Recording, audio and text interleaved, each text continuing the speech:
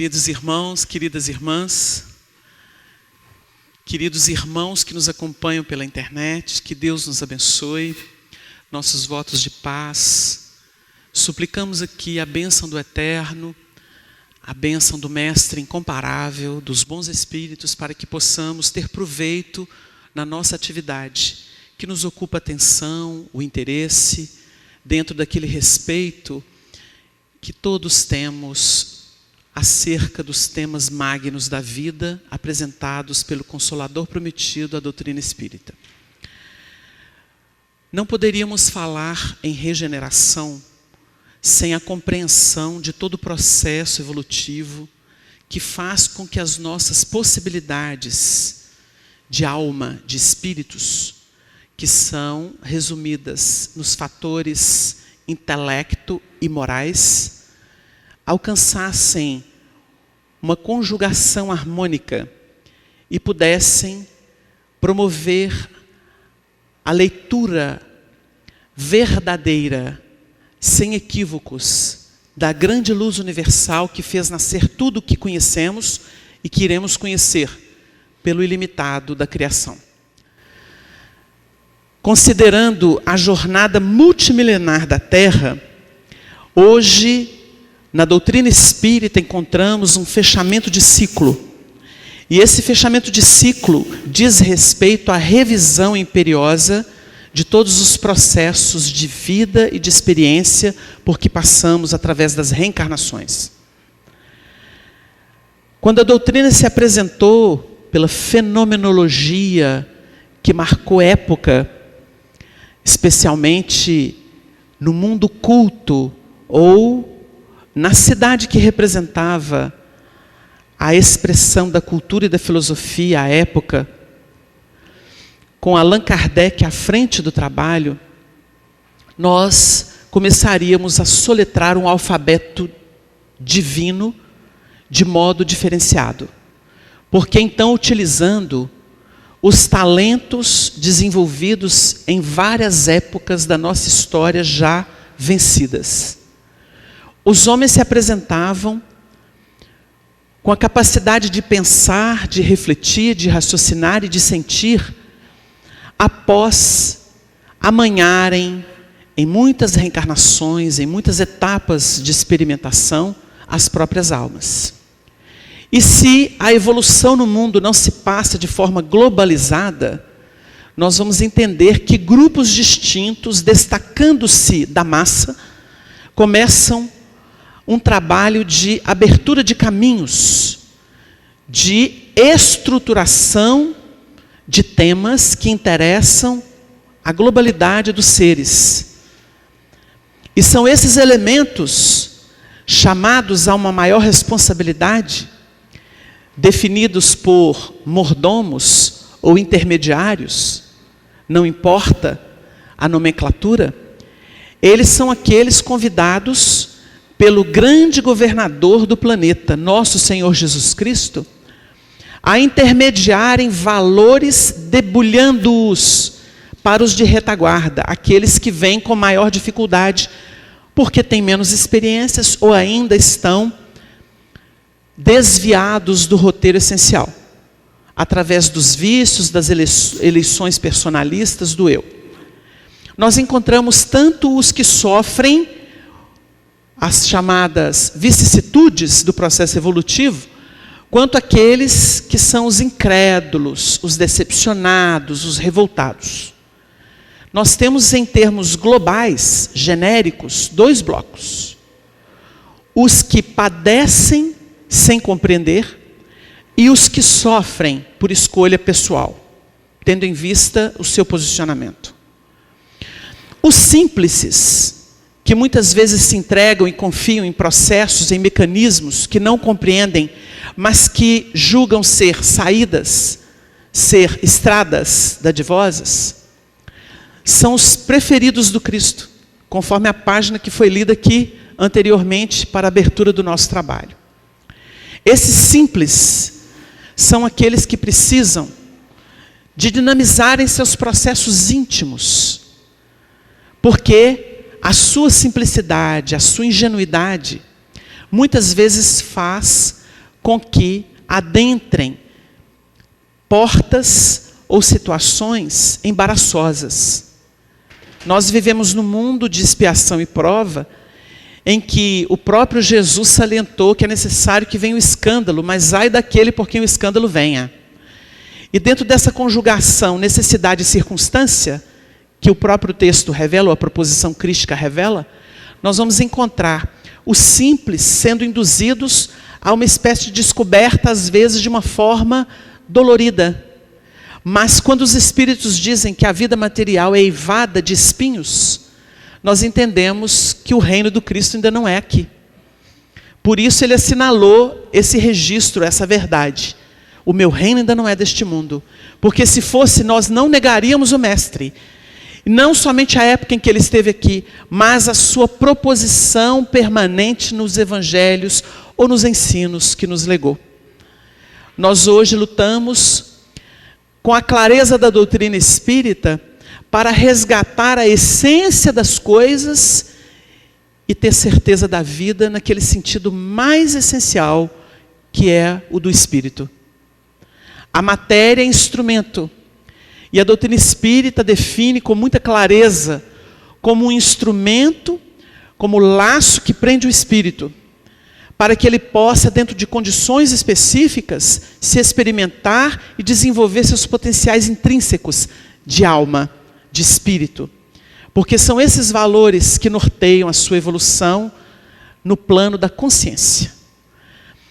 De todas as operações multimilenares por que passamos, o que fica na alma que jornadeia pelo infinito é exatamente o componente moral.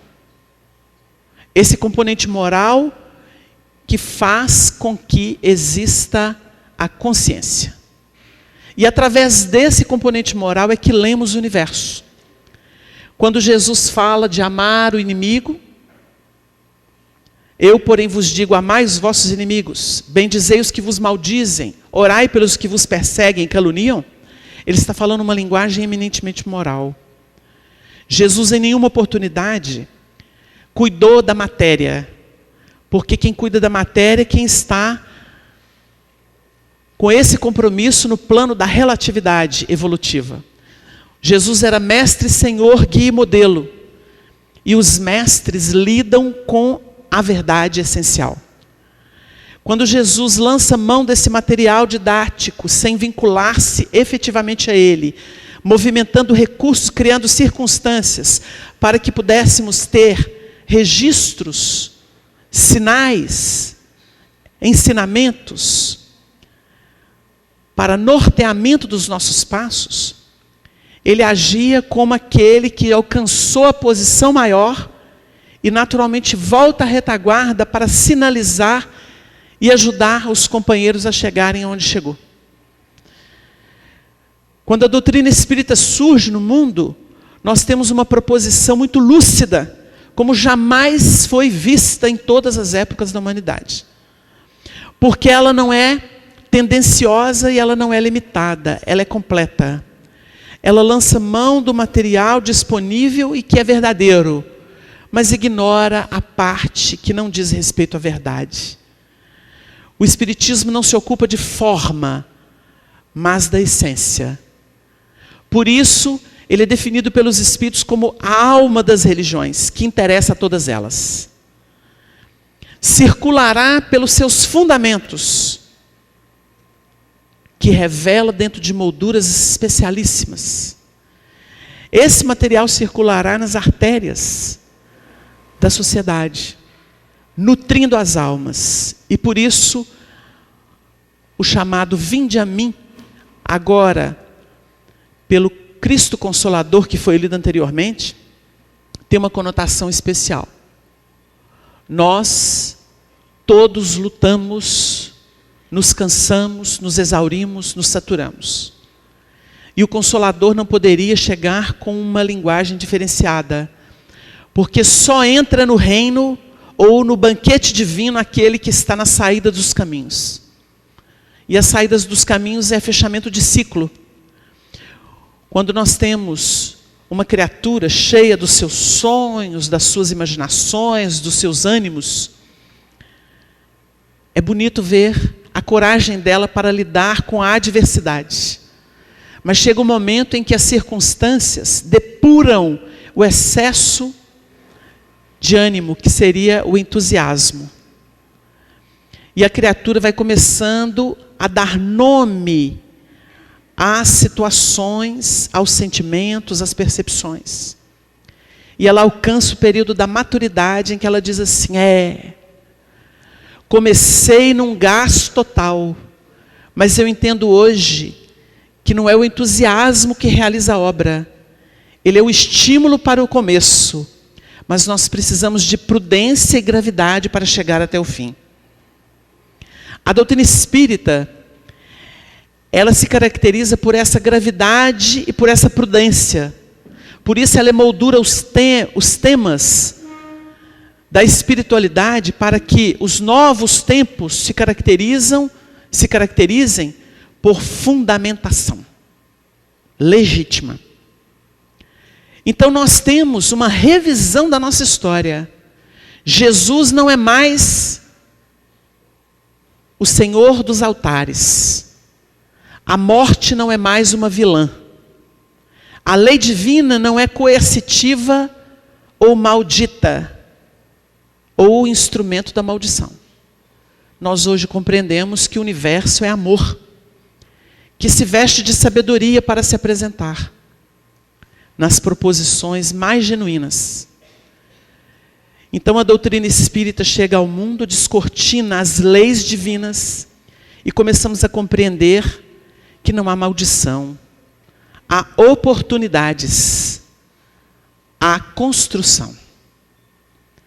Todos os labores a que nos entregamos, mesmo aqueles que nos malsinam, quando a sua resposta é a dor e o sofrimento, nós estamos amadurecendo forças, potencialidades, para então assumir uma postura consentânea com a verdade divina.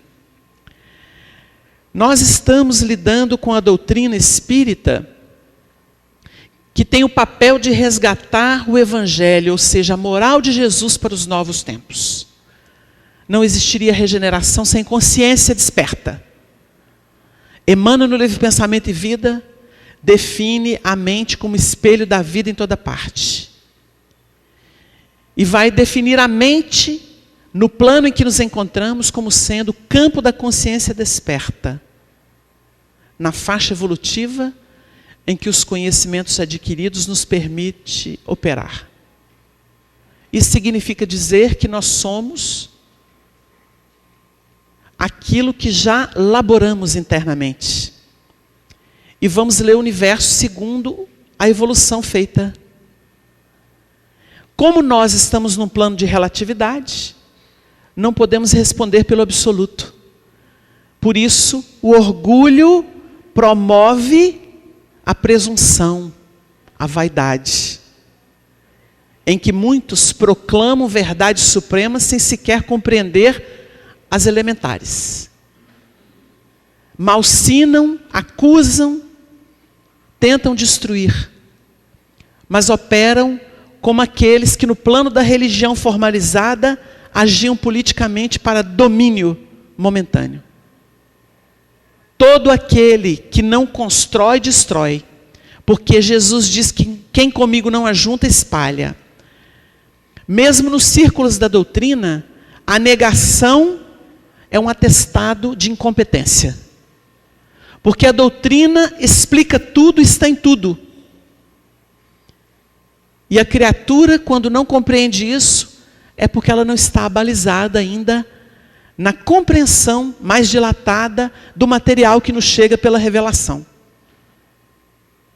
Mas assim que a criatura entra no espírito da questão, seja na codificação, seja nas obras dos clássicos, ou naquelas que vieram autorizadas por grandes instrumentos, aqui no Brasil tivemos Ivone Pereira, Chico Xavier, que já desencarnaram e deixaram registros maravilhosos, doutrinários.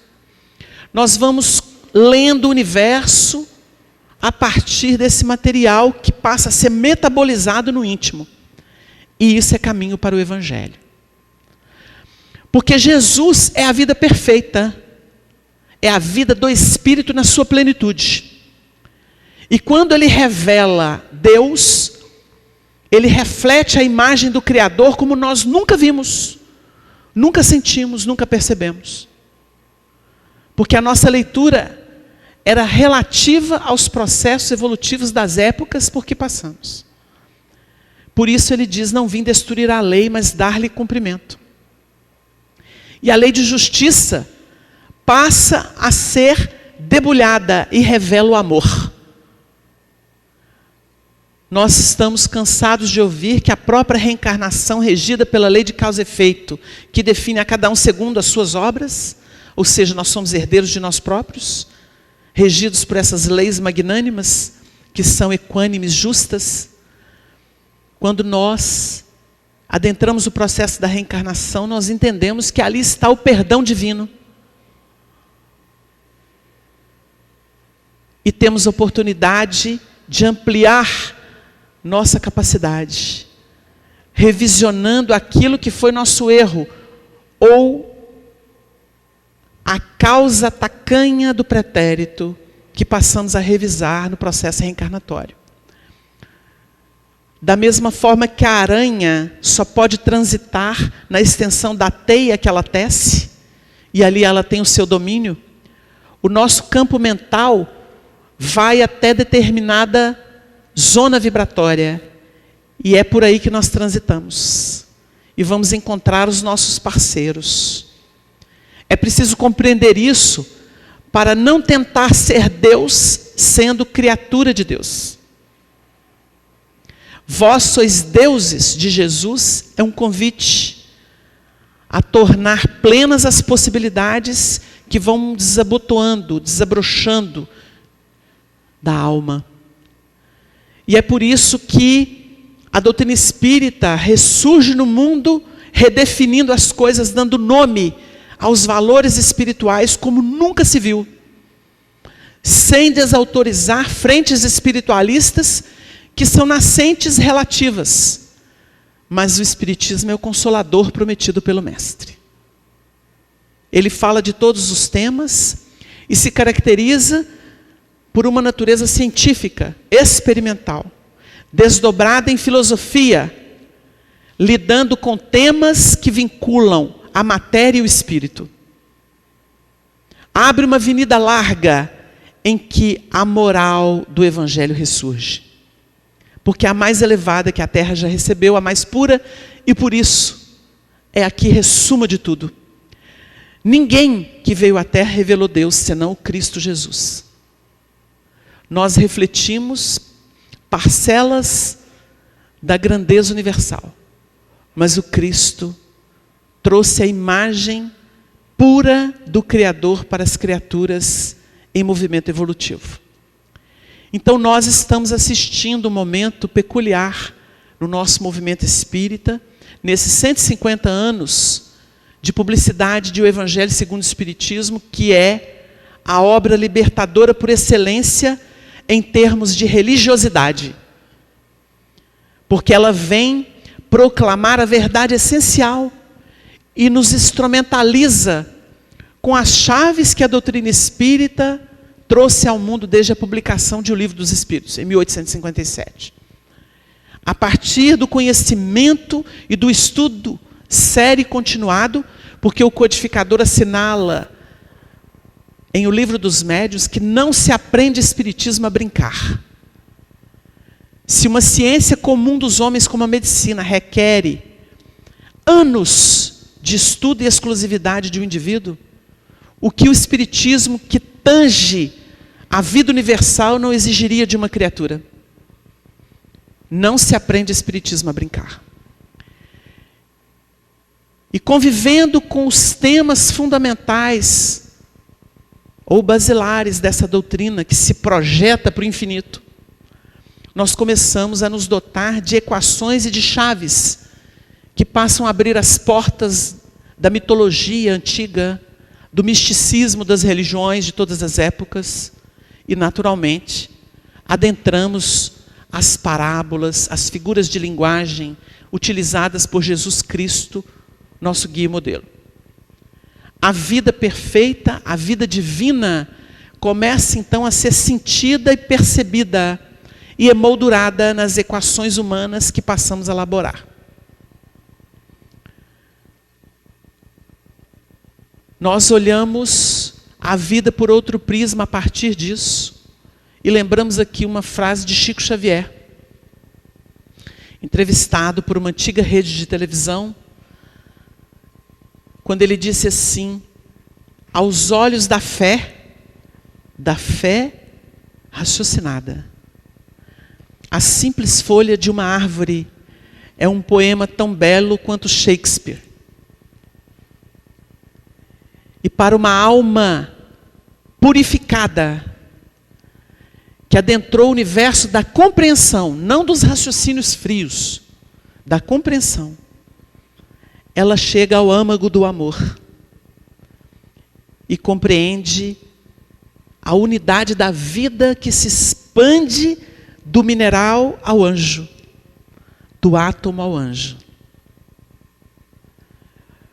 Essa leitura vibratória que fez um Francisco de Assis assombrar o mundo e que mereceu de um Chico Xavier uma resposta quando indagado se podia ver a alma dos animais e das plantas. Ele respondia com singeleza: se eu me concentrar muito, eu posso sim ver a crisálida de alma nos animais e o movimento da seiva nas plantas.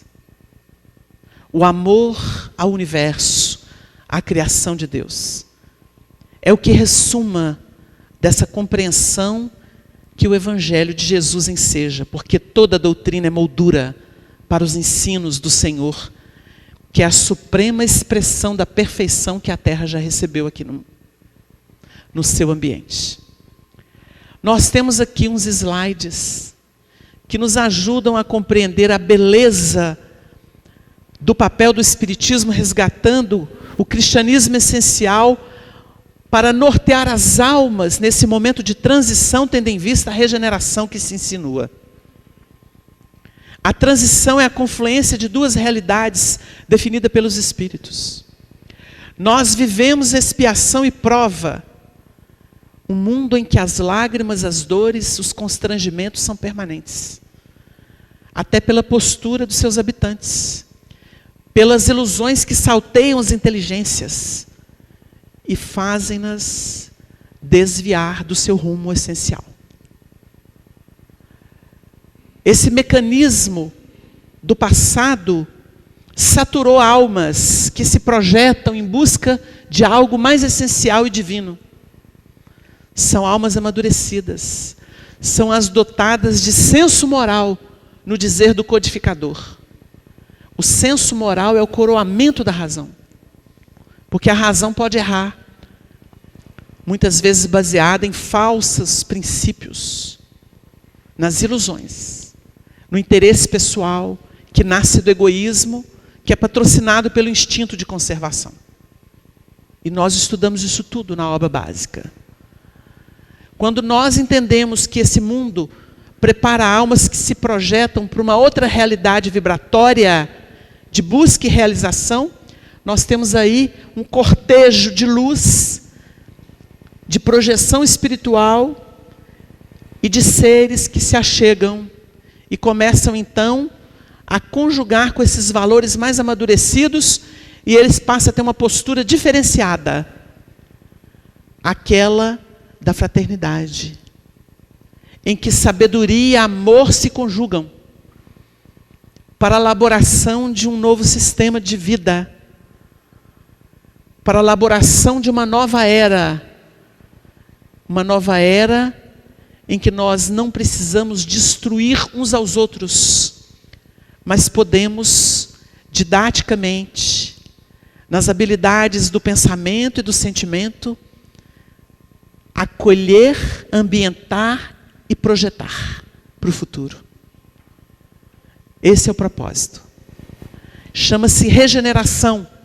É um período de restabelecimento, depois de muito tempo de confusão e loucura. Esta era foi profetizada e está em fundamentação, em implantação vertiginosa no mundo. O caos sugerido pela transição, que obriga muitos a revisarem seus processos, e define algo que Emmanuel nomeia por ensimesmação, passa a ser insuportável. A era das drogas é também a era da fuga de si mesmos, em que o indivíduo, não suportando o sistema, a avalanche de ideias e de sentimentos que eclode de suas almas, esses indivíduos passam, muitas vezes, sem apoio moral, sem norte, sem certezas, extremamente fragilizados, perturbados, lançar mão de processos químicos de liberação ou de bloqueamento.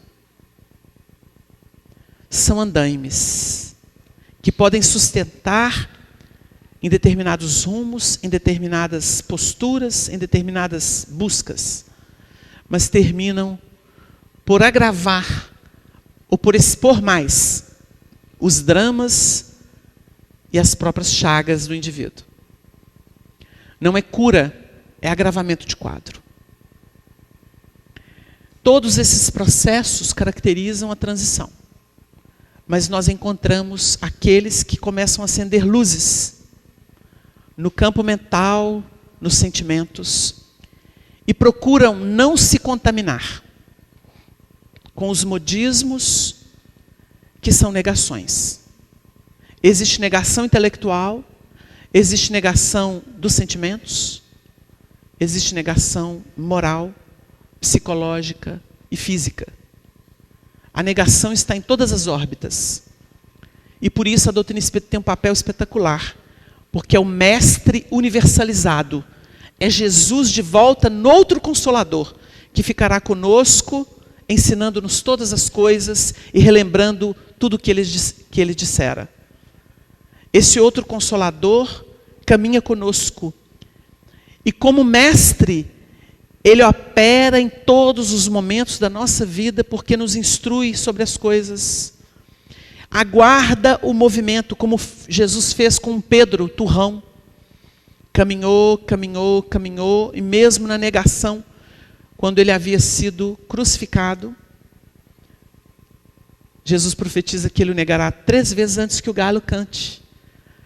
Mas é o processo de fundamentação das concepções mais altas recebidas de Jesus por efeito inverso. Pedro sofre terrivelmente com a sua incapacidade de aderir de pronto ao mestre incomparável. Mas o próprio sofrimento dele faz com que ele, homem velho, se sature e permita o homem novo surgir, como sustentáculo da Boa Nova no período chamado apostólico. Jesus parte do mundo e chega o período apostólico. Eles vão multiplicar a obra. Serão os mordomos fiéis e prudentes que pegarão o alimento divino, o pão que desceu do céu, e oferecerão aos homens, através de porções, porque eles não suportam o alimento inteiro. Então há todo um processo de preparação. É o espírito de sequência, a ordem natural das coisas, para que pessoas se capacitem. Então o espiritismo, na sua história, ele nasce ciência, desdobra-se em filosofia e atinge o âmago. Allan Kardec profetiza que a última fase, na conclusão do Livro dos Espíritos, que a última fase do espiritismo é a da aplicação moral. Esta fase chegaria. E nós vamos observando que nos 150 anos de O Evangelho segundo o Espiritismo, nós temos muitas almas amadurecidas, porque são muitas gerações de espíritas se sucedendo no mundo. Já temos várias gerações. Quantos espíritos que tiveram o toque desde a época do codificador retornaram?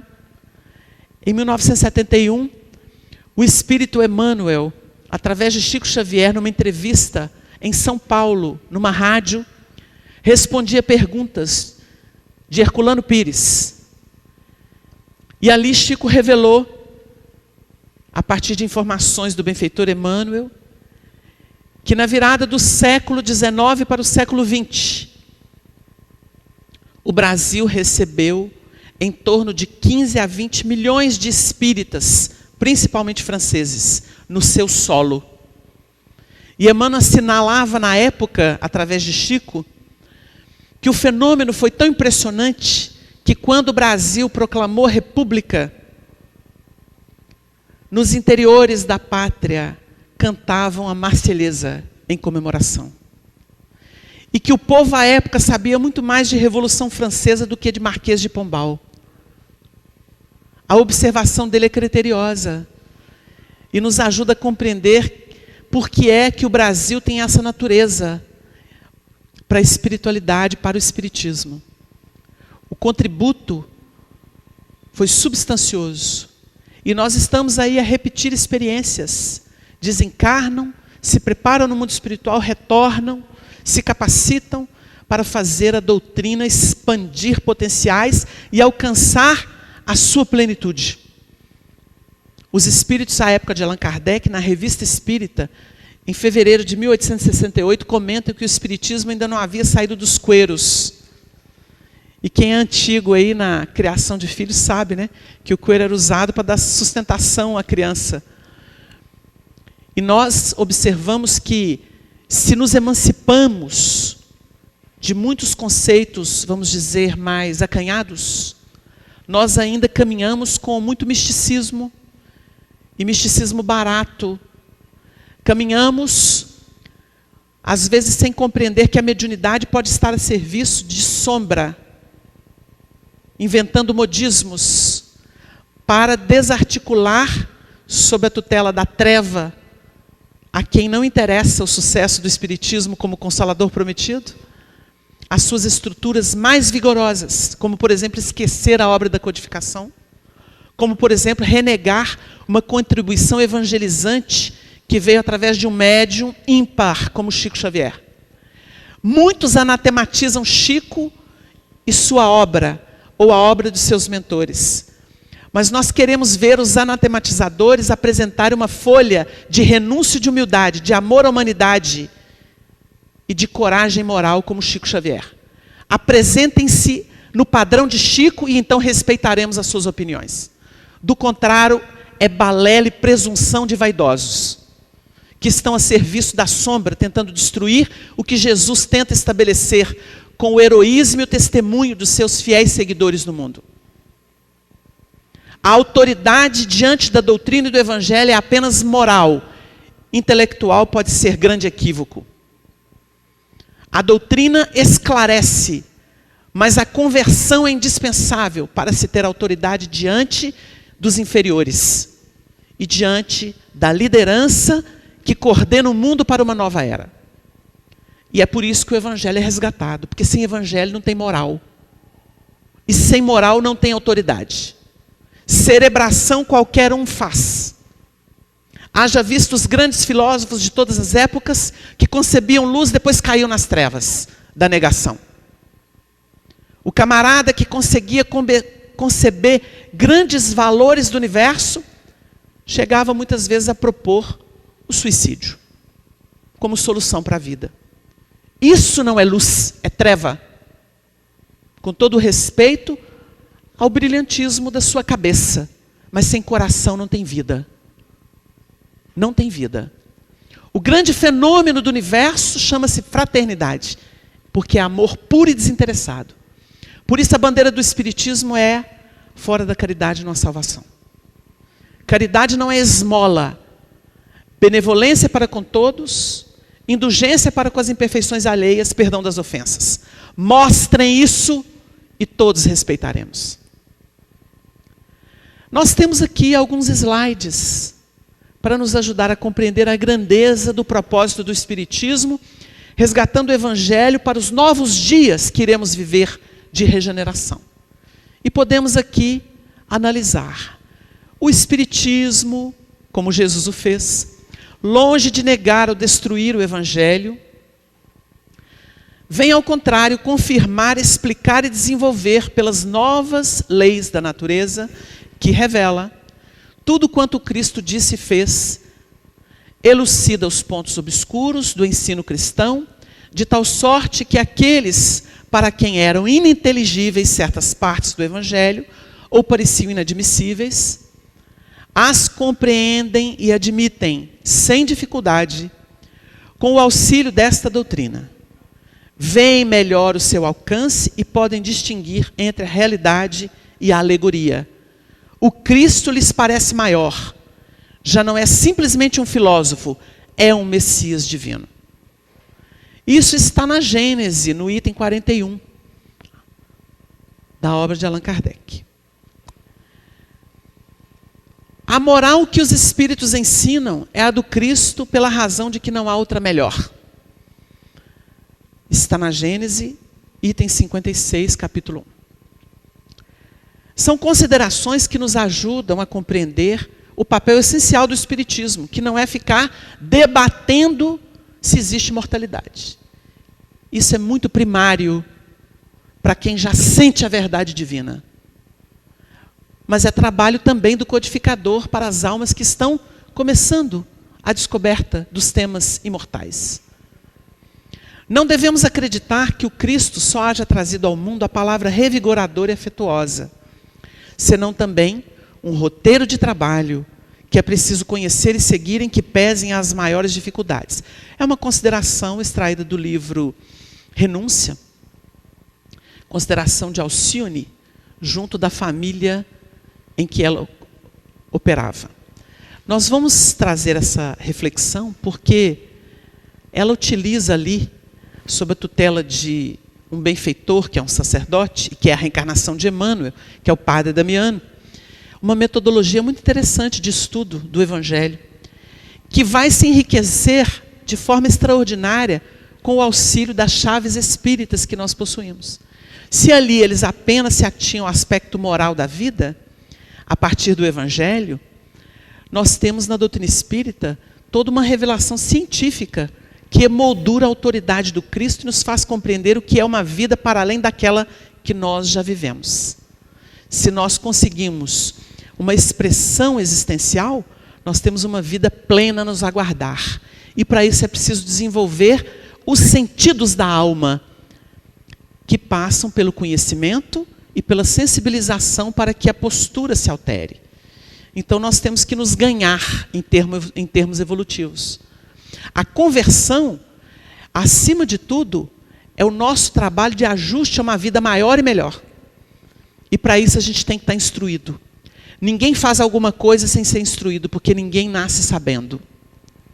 Nós somos criados simples e ignorantes, sem saber. E vamos ser instruídos pelo mecanismo natural da vida, que é o aprendizado empírico, né? A criatura aprende pelas reações, por ela própria, e chega a conclusões, mas também pelas revelações. Aqueles que já passaram à nossa frente, que são os irmãos mais velhos, e que já adquiriram a sabedoria e o amor, eles retornam na condição de missionários e utilizam recursos dispostos para nos ensinar sobre a vida e o universo. É tão curioso porque o homem, ao lidar com a criação, ele vai catalogando pela observação, pela experimentação. O Emmanuel chega a citar o Demócrito, que viveu antes do Cristo, na Grécia Antiga, e ele observou os pombos, os pássaros, a cata de comida na praça, e enunciou o princípio atômico, que recebeu contribuições ao longo da história, e hoje a gente já está estudando se é onda, se é partícula, né, o comportamento lá na intimidade desse átomo, o comportamento dessa energia. Então nós estamos avançando no tempo, mas é preciso que alguém comece a observar. E nós não criamos nada, nós não somos donos de nada, nós somos co-criadores. O sábio foi alguém que estudou a natureza, e a natureza não foi o homem que criou.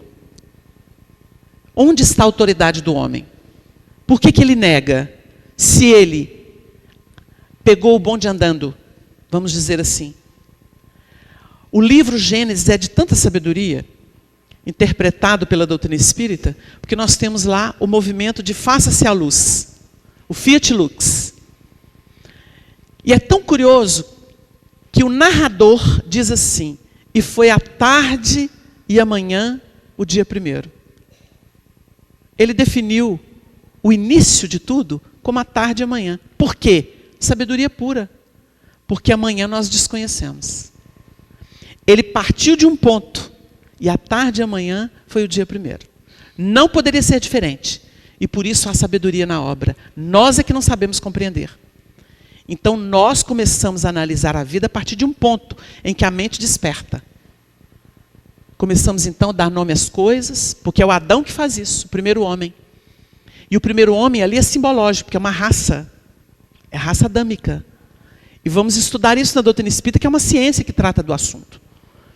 E isso nos ajuda a compreender o espírito de religiosidade da vida, que nasce do poder divino, que nós ainda não temos senso para avaliar na sua intimidade. Por isso estudamos os atributos da divindade, o que Deus não pode deixar de ser. A partir daí, nós temos um piso. Mas o homem só formou suas ciências a partir da filosofia. Porque primeiro ele começou a observar e enunciou princípios. Então a ciência de hoje, que conta com tecnologia, ela é diferenciada, mas ela nega muito a intuição que foi usada lá atrás. A observação.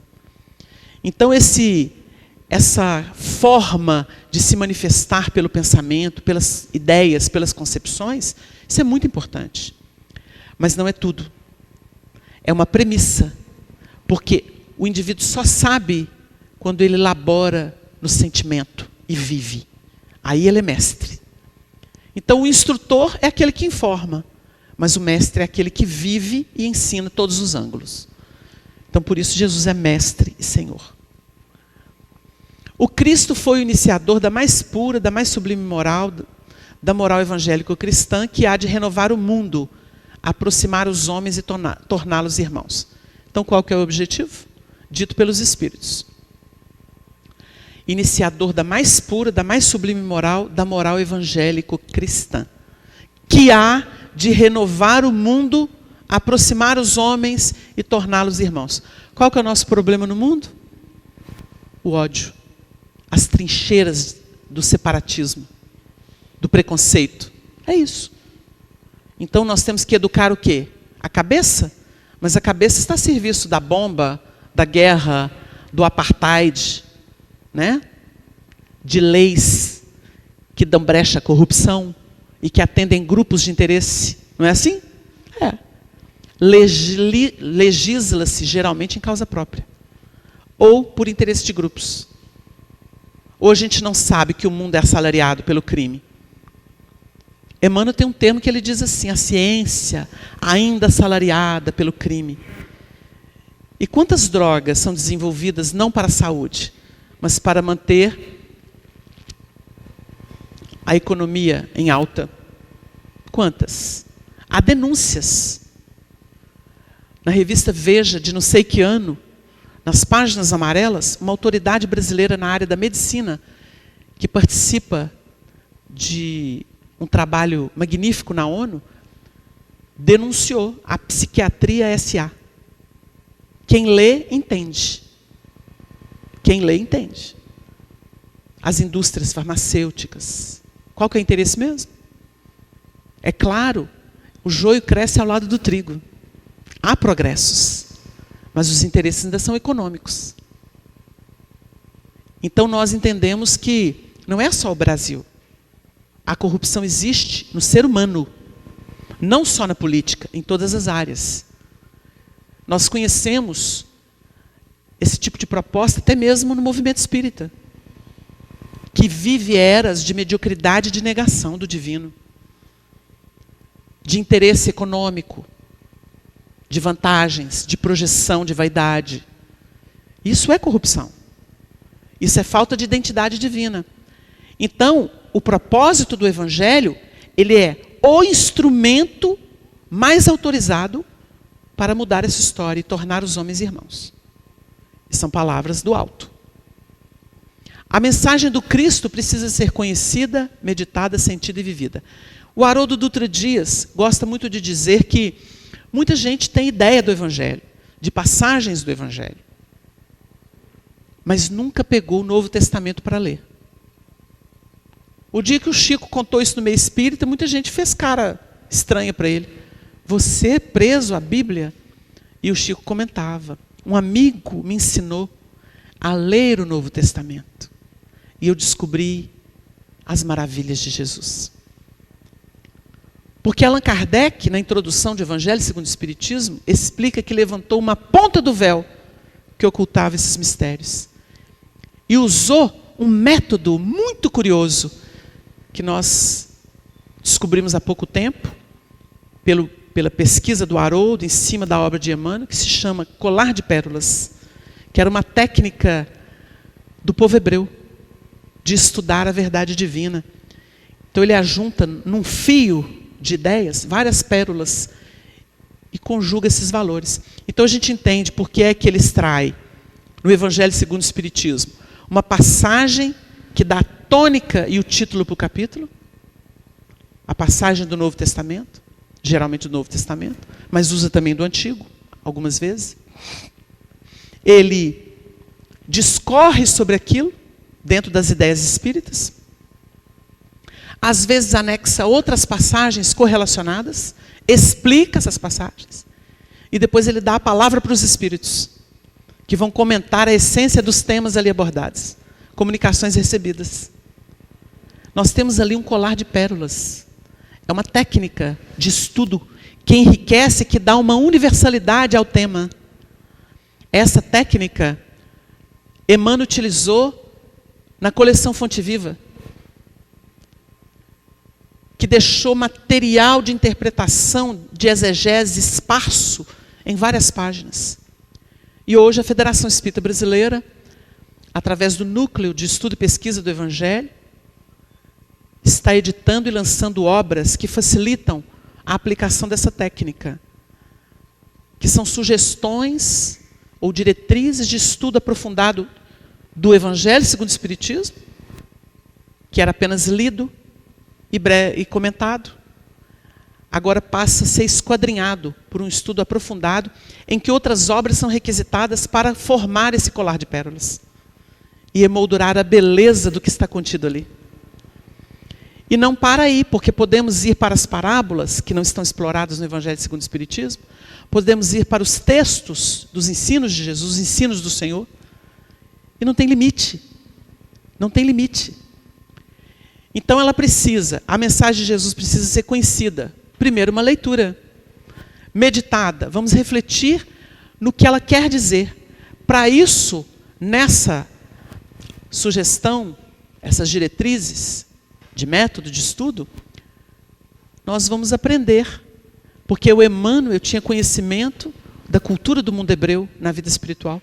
Então, quando ele traça, ele diz assim, na antiguidade, os judeus tinham essa prática, e vai esclarecendo. Aí nós vamos a um dicionário da Bíblia, por exemplo, que é uma coisa simples. Quando nós não conhecemos alguma coisa, o que a gente procura? Não sabemos uma palavra, o sentido dela. Dicionário. Isso é um dever nosso, de cultura, de educação. Então, a gente não sabe, a gente procura. Allan Kardec tem uma nota em textos do Evangelho segundo o Espiritismo, que ele procurou um estudioso do hebraísmo na sua época, para entender determinado sentido de palavras, de termos idiomáticos que estavam narrados no Novo Testamento, no Antigo Testamento. Kardec, como pesquisador, fez isso. Isso é pesquisa, isso é ciência. Ciência não é só coisa química, não. Não é só esquadrinhar um corpo para ver onde está o órgão, não. É também estudo e raciocínio. Isso é ciência. Então nós vamos observar que o codificador deu e ainda colocou no pé de página, mostrando o caminho. Então a gente busca um dicionário de Bíblia, consulta uma autoridade no assunto, e aí vamos trazer a informação para o grupo de estudo, meditada para sentir e viver. Porque quando a coisa faz sentido e ela entra na alma, aí a gente dá chance para ela viver. Então nós colocamos aqui a proposição que está no livro Renúncia, que revela esses bastidores da metodologia utilizada e depois novamente utilizada por Emmanuel através da mediunidade de Chico Xavier. Então nós temos aqui uma citação que é do livro Paulo Estevão, apenas para a gente amadurecer concepções sobre a importância de estudar a doutrina e usar a doutrina para interpretar o Evangelho de Jesus. A importância do Evangelho. Nós temos aqui um texto que foi de Estevão, e ele diz assim nas considerações dele: a lei é humana, o Evangelho é divino, Moisés o condutor, o Cristo o Salvador. Os profetas foram mordomos fiéis, Jesus, porém, é o Senhor da vinha. Com a lei éramos servos, com o Evangelho somos filhos livres de um Pai amoroso e justo. Conceitos sublimes, para que a gente possa entender que só a lei não nos projeta. É como se a gente se contentasse com o alicerce da casa. A gente não se abriga no alicerce. É preciso construir a casa. E a casa é o Evangelho. O alicerce é a lei. A justiça antecede o amor. E o Emmanuel tem uma frase que nos ajuda a compreender isso. A disciplina antecede a espontaneidade. Com isso a gente entende o que é lei. Você não está habituado a fazer aquilo não, você se obriga a fazer. Você se obriga a levantar cedo para trabalhar, você se obriga a chegar na hora. Você se obriga, porque há punição se você não fizer. Mas chega uma hora que você fala assim, eu faço isso com o maior prazer. Aí chegou o amor. Então você já tem prazer, satisfação de fazer aquilo. Então a disciplina antecede a espontaneidade. As matérias contidas nos evangelhos podem ser divididas em 5 partes. Os atos comuns da vida do Cristo, os milagres, as predições, as palavras que foram tomadas pela igreja para fundamento de seus dogmas e o ensino moral. As 4 primeiras têm sido objeto de controvérsias. A última, porém, conservou-se constantemente inatacável. Então, Allan Kardec prioriza o ensino moral no Evangelho. E é o que interessa à humanidade. Certa feita, um companheiro nosso recebeu umas indagações de uma pessoa evangélica. E naquele diálogo, a pessoa evangélica estava tentando exatamente desautorizar a doutrina espírita. Aí perguntou para ele assim, mas essa coisa de reencarnação nós não vamos engolir nunca? Aí o elemento dentro de um espírito de entendimento e respeito muito profundo disse assim para a companheira, olha, isso é uma questão menor, porque a reencarnação é uma lei menor dentro da lei maior que é o amor.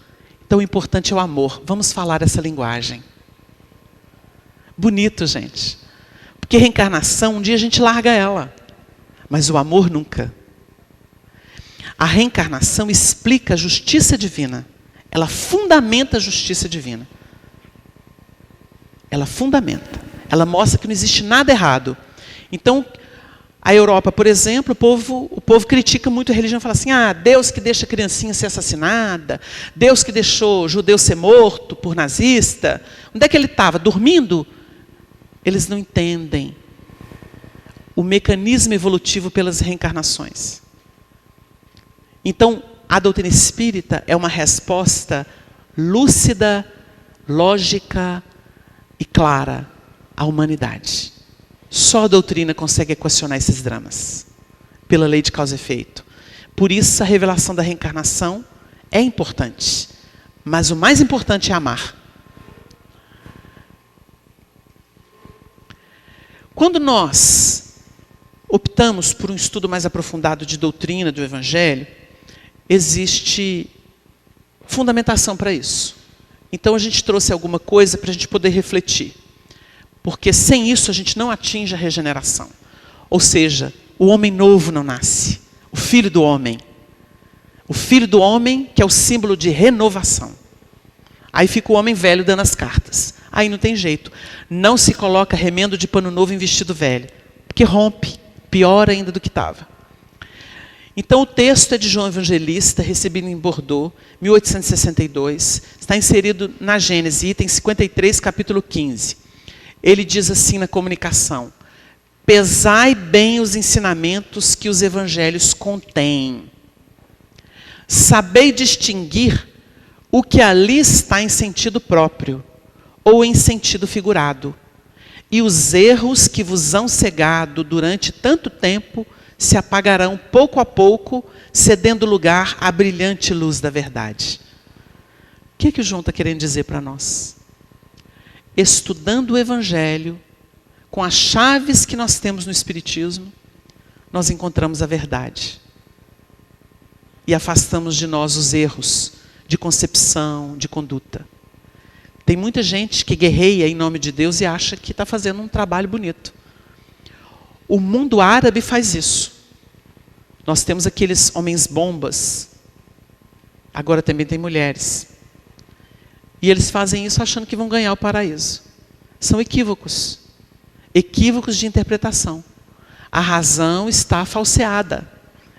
Ela parte de premissas falsas. De leitura falsa da verdade divina. Então, por isso tem que ter chave, gente.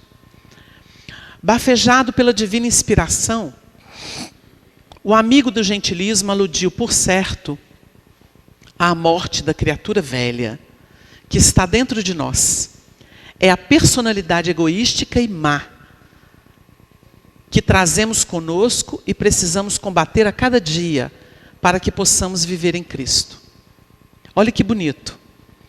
No livro Renúncia, Alcione comenta sobre um texto de Paulo, sobre esse combate, a morte da criatura velha.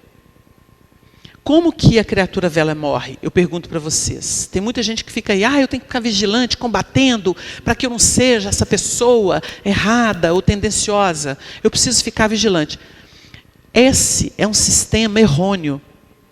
Porque ele é improdutivo, ele deixa a pessoa em tensão mental e deixa a pessoa fixada no erro. Por isso que a gente não acredita em obra que fica trabalhando como que é obsessor, como que é treva, como é dragão. A gente não acredita nessas obras, porque elas impregnam a mente da pessoa no mal. Sabe como é que a gente sai do mal? Estudando bem, estudando a luz. Não é estudando o mal. O mal a gente sabe dele, é saciedade. Nós somos sagazes, nós temos muitas reencarnações de maldade. Se olhar para trás, vira estátua de sal. O texto do Evangelho orienta nesse sentido. A mulher de Ló foi orientada a não olhar para trás. O que é isso? Saudosismo. Curiosidade. Não olha, olha para frente. Não olha. Quando a doutrina espírita revela a reencarnação e fala do passado, para a gente estudar as tendências, o Emmanuel, ele se posicionou contrário à curiosidade em relação à pesquisa do passado, através de regressões de memória. Porque a gente recebe o anestesiamento, entre aspas, o esquecimento do passado, exatamente porque ele não interessa. O que interessa é o plano de trabalho e olhar para frente. Então, esse saudosismo, as pessoas se perdendo em pretérito, o pretérito é apenas advertência. Um dia um companheiro numa reunião mediúnica virou para o dirigente que era o Honório Abreu e falou assim: Honório, essa coisa do esquecimento do passado é muito oportuna e a gente lembra da própria direção do carro. Você não pode ficar olhando para o retrovisor, que é a retaguarda, porque se você olhar para o retrovisor, você bate o carro. Você tem que dar aquela olhadela só para sinalizar, mas você tem que olhar para frente. A imagem dele foi maravilhosa, muito oportuna. Então, quando se revela sobre o passado, é para a gente ter uma ideia de ver o mecanismo da lei de justiça operando indução a grandes conquistas. O passado é advertência. A gente não pode voltar para ele. Ele não serve. Nós somos muito maiores do que aquilo que a gente viveu, em termos de expansão de possibilidades. Então, nós temos que focar o bem. Então, o estudo do Evangelho é que liberta a pessoa. Isso vale, por exemplo, para uma pessoa que está com um processo de indução ao suicídio. Você fala assim, leu Memória de Suicida? Não. O livro é uma advertência permanente. Mas quando a pessoa tem condição de estudar o assunto. Quando ela está no limiar, ela tem que estudar o Evangelho. Porque ela tem que ver luz. Ela tem que compreender soluções, ou aprender soluções. E não ser induzida a sintonizar quadros de suicídio. Isso é perigoso, né? Aí nós temos, lembrando aqui essas sugestões, né, essas diretrizes que são utilizadas, Alcione diz assim, lá na Espanha, ela estava na França vivendo com o pai, num quadro muito difícil de testemunho, explicou a jovem delicadamente, líamos apenas um versículo de cada vez. E esse mesmo, não raro, fornecia cabedal de exame e iluminação para outras noites de estudo. Então ela está dando uma ideia. E nós vamos passar rápido aqui para a gente poder... O Emmanuel, quando ele apresentou a obra Fonte Viva, ele começou por Caminho, Verdade e Vida. Então ele pôs assim no prefácio da primeira obra em que ele explorava textos, versículos extraídos do Novo Testamento. Muitos amigos estranhar-nos-ão, talvez, a atitude, isolando versículos e conferindo-lhes cor independente do capítulo evangélico a que pertencem. Em certas passagens, extraímos daí somente frases pequeninas, proporcionando-lhes fisionomia especial. E em determinadas circunstâncias, as nossas considerações desvaliosas parecem contrariar as disposições do capítulo em que se inspiram. Então ele começa a dar notícia do trabalho que ele fez. Porque é como se fossem drágeas que são extraídas daquele conjunto, daquela farmácia divina, né? Traz uma drágia e coloca à disposição e debulha ela. A composição dela, ela contém isso, ó, aplica a sua vida. É um trabalho muito bonito, que tem sido muito valioso ao longo das décadas para todos nós. Aí nós temos aqui a palavra do Honório, na introdução do livro Luz Imperecível, que é uma sugestão metodológica com 50 anos de experiência nesse assunto, estudando aprofundadamente o Evangelho, utilizando para isso o conhecimento espírita. Então ele estudava o Novo Testamento, estudava até o Antigo Testamento. Então ele diz assim, a implantação das reuniões do estudo da Boa Nova foi adotada como medida capaz de favorecer, pela troca de ideias, a identificação mais lúcida da essência dos ensinos canalizados por Jesus. Então nós sabemos que mais cabeças reunidas pensam melhor do que uma só. E ali nós temos conjugados espíritos, que vão usar as pessoas. Então vem uma ideia, vem uma dúvida, e aquilo tudo dentro de um espírito muito fraternal, de pesquisa, de aprofundamento, de conhecimento superior, de nível superior, a gente vai lançando mão das obras e da própria intuição dos elementos. E há ali uma discussão gostosa, né, dessa troca de ideias, em torno de uma mesa, né, que é uma coisa muito, vamos dizer assim, tradicional e histórica para o espiritismo, né? Nós temos nossas reuniões mediúnicas em torno de uma mesa, nós temos ali os estudos em torno de uma mesa, e sempre foi assim. Então, nós utilizamos, divulgamos muito essa técnica, Jesus a porta, Kardec a chave. Então, nós temos o texto do Evangelho, eu sou a porta, se alguém entra por mim, salvar-se-á, e entrará, e sairá, e achar pastagens. Se a gente for estudar esse versículo, a gente vai ver tanto movimento aqui de evolução bonito, mas isso é o trabalho já de aplicação da metodologia, né?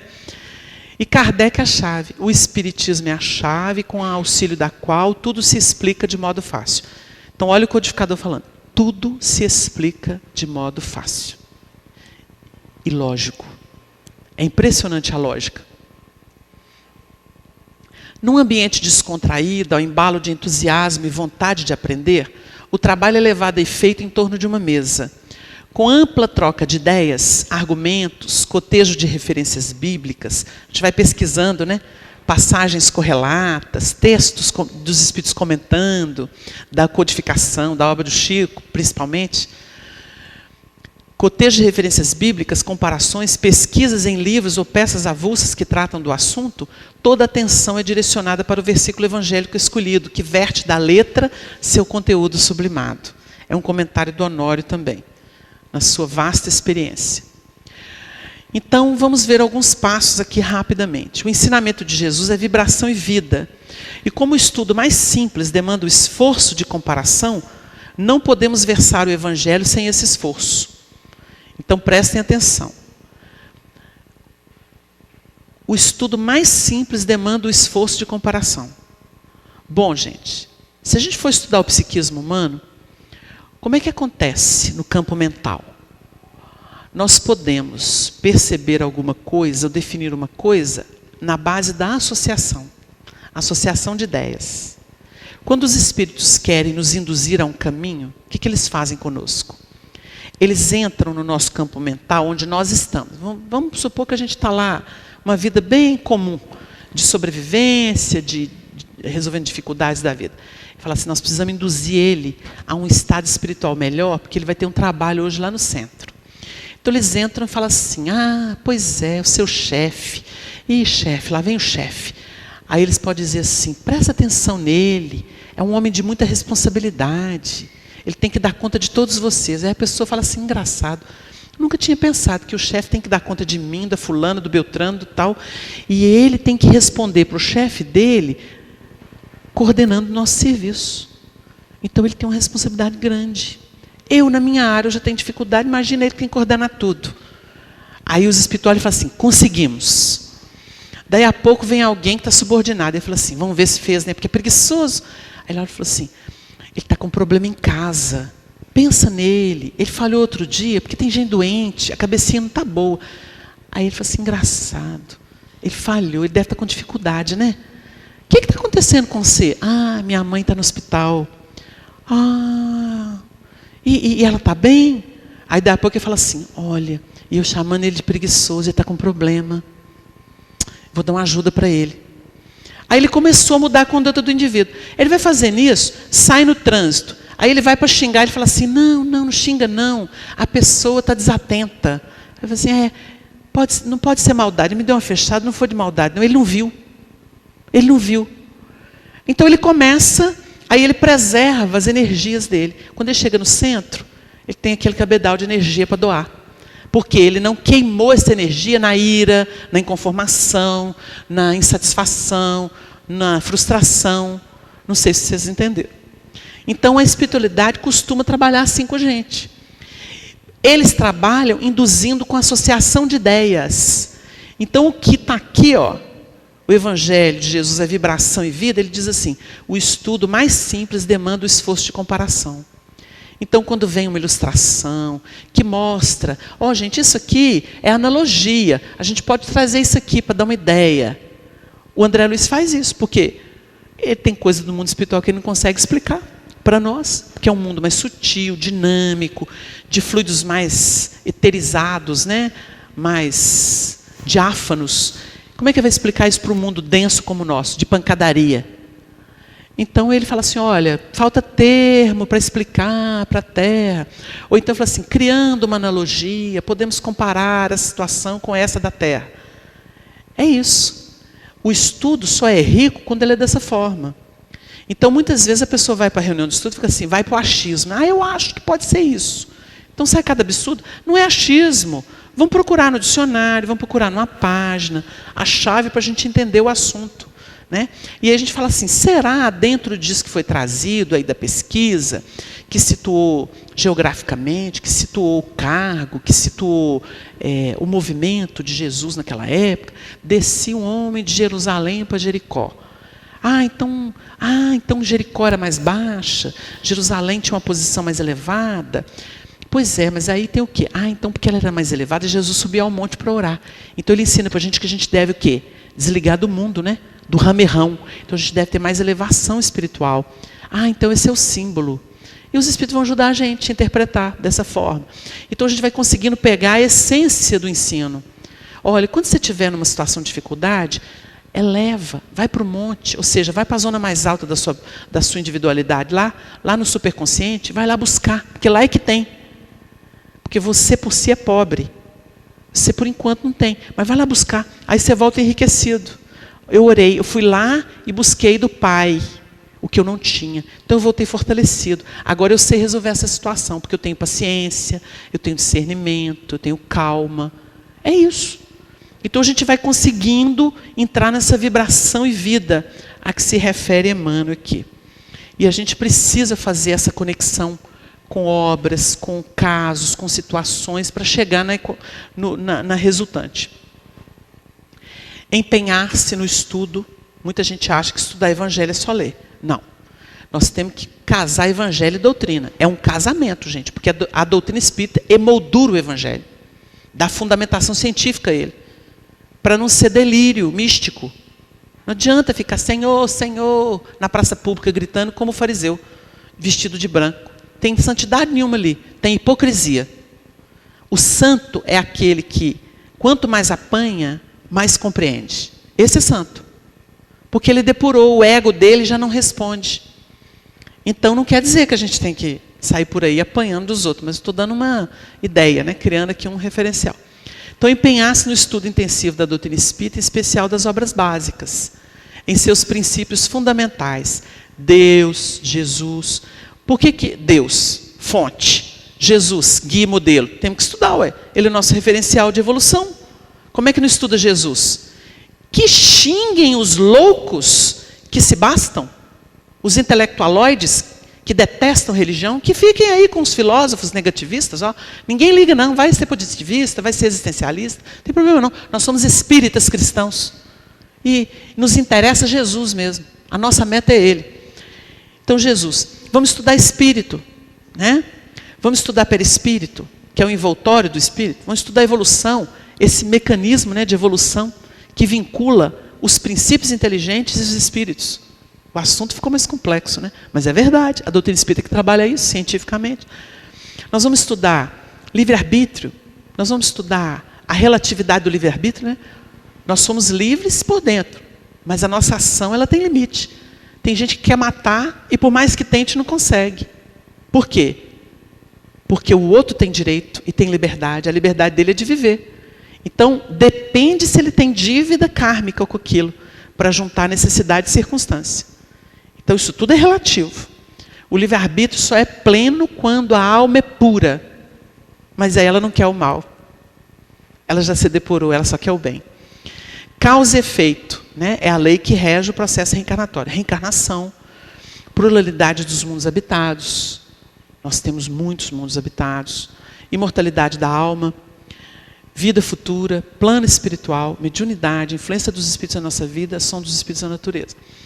Então a gente costuma citar esses princípios fundamentais porque eles conjugados dão esse todo universal da doutrina.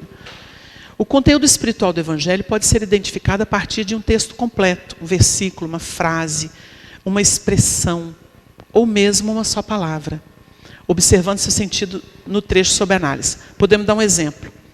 O Paulo escreve em uma de suas epístolas, fala assim, prego em grades.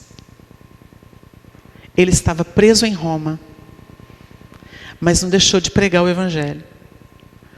Aí a gente fala assim, olha, historicamente o Paulo estava preso em grades. O Emmanuel comenta essa passagem. Mas ele quer dizer isso? Ou o Evangelho está sugerindo alguma coisa? Será que o Wagner, para falar de Jesus, ele tem que ser o Wagner? Eu vou me trancar no que eu tenho de imperfeição para que Jesus possa falar. A disciplina, a gente se disciplina e fala assim, vou fazer o roteiro certo. O Wagner está preso. Porque se soltar ele é uma fera. Né? Sagaz, vai fazer jogo, vai deixar vaidade, vai deixar presunção tomar conta. Então, o melhor médium, o melhor trabalhador é aquele que se cala. E isso a gente vai conectar com outro texto do Evangelho, que, se não me engano, é Mateus 3:30 ou 33, em que João diz assim, João Batista, ele diz assim, é necessário que eu diminua e que ele cresça. É necessário que ele cresça e que eu diminua. É isso. Então o Wagner tem que ficar preso. Então prego em grades. E aí eu dou o recado bonito. Porque se eu não tiver esse zelo, vai imiscuir. Eu vou misturar o Wagner com coisa divina. Aí a gente vê esses médiuns aí que falam em Kardec, falam em Chico, falam de Evangelho, mas colocam um monte de bobagem, baboseira. Por quê? Porque soltou ele próprio. Ele se acha. Não pode. Aí a gente lembra do Emmanuel no livro Consolador. Quem são os médiuns? Aqueles que mais erraram no passado. E a sua primeira necessidade é a de evangelização. Não é nem de doutrinação, não. É de evangelização. Que é exatamente entrar na vibração do Cristo, né? na esfera crística. O conteúdo espiritual do Evangelho, ou melhor, já lemos esse. Buscar cuidadosamente o seu conteúdo espiritual. Este é o que dá vida, universalidade, eternidade à Boa Nova. Nós vamos ficar na reunião discutindo virgindade de Maria? Esse é o propósito do estudo do Evangelho? Olha aqui.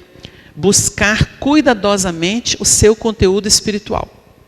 Este é o que dá vida, universalidade e eternidade à Boa Nova. É o aspecto moral. É o alimento sagrado do Espírito. É o aspecto moral da vida. É ele que importa. Então, gente, para esse estudo, esse aqui nós não vamos. Então, olha, nós temos todo um roteiro de trabalho com o Evangelho, que é o fundamento da regeneração. Então, nessa conclusão aqui que nós paramos nela, ela diz assim: o supremo escopo do estudo interpretativo do Evangelho é retirar da letra o espírito que vivifica, sob as luzes da doutrina espírita, para melhor entendimento e vivência da Boa Nova. E o último texto, que é a promessa de Jesus, para a gente culminar nossas reflexões, diz assim: quando, porém, aquele vier, o Espírito de verdade, vos guiará em toda a verdade, pois não falará de si mesmo, mas falará o quanto ele ouvir e vos anunciará o que há de vir. Ele me glorificará, porque receberá do que é meu e vos anunciará. A tradução é de Haroldo Dutra Dias. Cumpriu-se a promessa do Cristo na chegada do Consolador, na feição do Espiritismo cristão. O nosso trabalho é a pesquisa séria e continuada na doutrina, para, com essas chaves, adentrar o Espírito e vida que é Jesus. Somente Jesus é capaz de transformar-nos por dentro. Então ele diz assim ao final das bem-aventuranças: resplandeça a vossa luz diante dos homens, para que vejam as vossas boas obras e glorifiquem a Deus, nosso Pai que está nos céus. A glorificação é a Deus, porque Ele é o autor da criação. Mas o trabalho de iluminação é nosso. É nosso, é competência nossa. Para isso nós estamos munidos de forças intelecto-morais, na razão e no sentimento. É preciso fazer o casamento do Adão com a Eva, conjugá-los. Aí há equilíbrio. Então nós vamos sublimar. Paulo analisa o Adão. O primeiro Adão foi feito alma vivente. E o último Adão foi feito espírito vivificante. Então ele se reporta a Adão como sendo o primeiro homem, o início de tudo. Alma vivente, não tinha ilustração. Mas o último Adão foi Jesus, o modelo e guia. Nele há o espírito vivificante.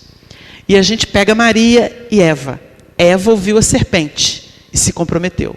Maria ouviu o anjo e trouxe Jesus para a terra. No plano das ideias, o Paulo trabalha isso de uma forma linda no Evangelho. Então ele diz assim: a cabeça da mulher é o varão. A mulherada briga com Paulo. Não. Quem coordena o sentimento é a razão, é o homem em nós. A simbologia do homem em nós. A cabeça da mulher é o varão. A cabeça do varão é o Cristo. E a cabeça do Cristo é Deus. São ensinos. Então nós temos que entender a ordem evolutiva. Se a gente não tiver essa concepção de que nós precisamos de ter cobertura do Cristo, a crística, e para isso tem o Consolador, para poder compreender tudo que ele diz, que ficou em linguagem simbológica, parabólica. Então hoje a gente pode entrar o Espírito glorioso do Cristo e começar a viver com ele no dia a dia. É um trabalho para os milênios. Mas que bom que a gente está podendo começar com tanta lucidez, graças à doutrina espírita. Então a regeneração começa aqui, no meu mundo. Quando eu começo a não fazer parte desse ramerrão louco, porque sintonizo faixas superiores. E naturalmente outros estão chegando, outros estão trabalhando. E nós vamos formar uma nova família. Lembrando que os Espíritos disseram: a liderança espiritual do mundo é feita por aqueles que fazem a vontade do Senhor e começam a abrir clareiras nesse mundo ainda tumultuado e escuro. Então que possamos atender o convite. Vinde a mim, porque o Jesus consola e direciona, e nós temos a luz dele no nosso coração. Muito obrigado, que Deus nos abençoe, muita paz.